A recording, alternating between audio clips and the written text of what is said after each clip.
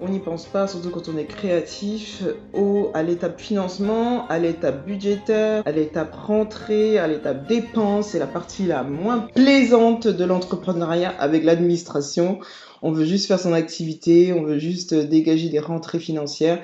Comme dans tout, il faut toujours un plan. Donc aujourd'hui, on va faire une session de travail pratique et en se posant les bonnes questions. Comme pour tout, il faut toujours se poser les bonnes questions pour pouvoir y répondre franchement, sincèrement. Donc il y a 3 étapes, 5 parties de questions.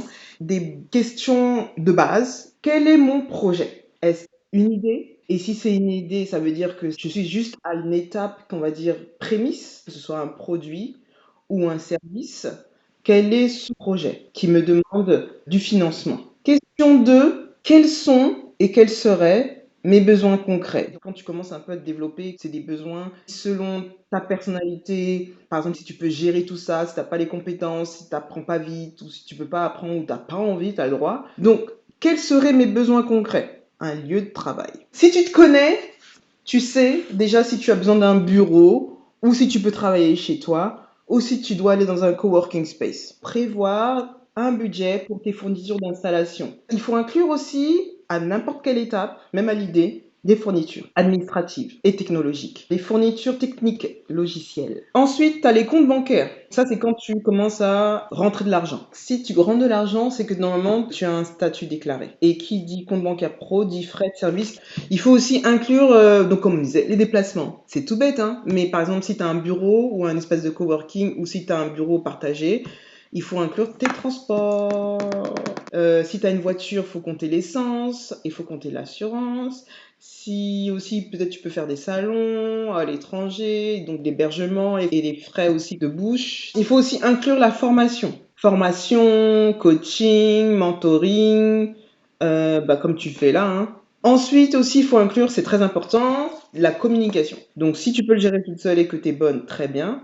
Mais il y a des trucs sur lesquels tu peux pas faire l'impasse, genre un logo. Il faut toujours prévoir des frais divers et des imprévus. Au mieux, tu as de l'argent en plus, au moins, tu as prévu le pire. Selon ta déclaration de ton statut, il faut aussi prévoir les impôts et les cotisations. Il faut inclure aussi la sous-traitance, comme je disais tout à l'heure, les créas audiovisuels, le site web, les fournisseurs. Il y a des trucs que tu peux faire seul et des trucs que tu peux faire seul. Avocat. Et l'équipe. S'il y a des choses que tu peux pas faire seul, de qui tu aurais besoin? Ça peut être un associé, combien, et sinon, à partir de quand? C'est dans ton planning prévisionnel et financier. En étape 2, troisième question à se poser, l'état des lieux financiers personnels. Donc, tu as vu tes dépenses et tu vois tes rentrées. Tu es clair avec toi, tu es sincère avec toi. Tes rentrées, tes dépenses, ton épargne, ce que tu peux payer peut-être à ta famille, tes loisirs, tu mets tout au clair. On est dans la considération assumer les premières dépenses pour l'idée ou le service que tu peux gérer toi-même. Et donc, tu fais un tri pour minimiser l'indispensable. Tu fais un peu de sacrifice, quoi. Mais surtout, si tu fais ça, ça doit avoir une durée. Pendant combien de temps tu peux assumer ça? Parce que c'est bien beau de dire ça, ouais, si t'as pas le mental, au bout de 3 mois, mais j'ai pas de vie en fait, ça me saoule.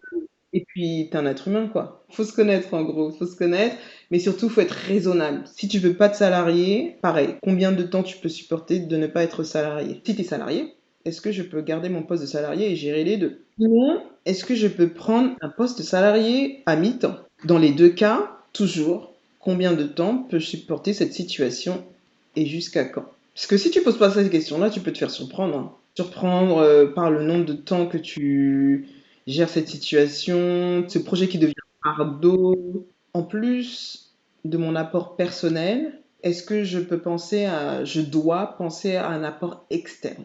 Quelles sont mes possibilités d'apport externe? Love Money, possiblement un associé, et tu as les investisseurs. Quelle que soit la forme, il faut être accompagné. Et donc, ça fait des frais.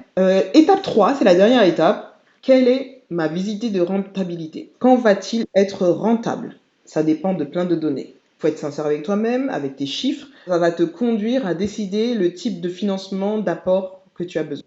Toujours établir un planning stratégique.